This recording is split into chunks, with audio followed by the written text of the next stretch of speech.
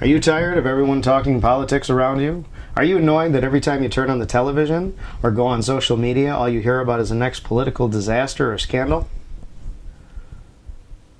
Well, no matter what side of the fence you're on, Republican or Democrat alike, we're all getting to a point where we just need a break from politics.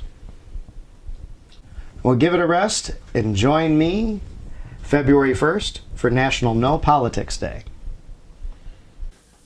A day of relaxing thoughts that don't revolve around angst, bitterness, or negativity about recent political elections, or other negative comments about your choices.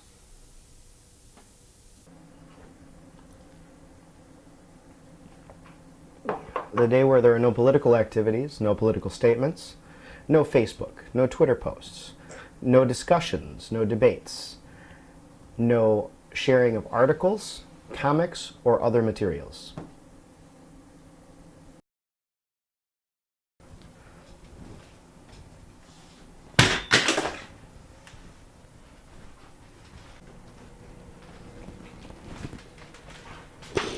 Most importantly, no fake news today. Hey! Now that you have the idea, let's close those laptops and turn on your favorite movie with a non-political subplot.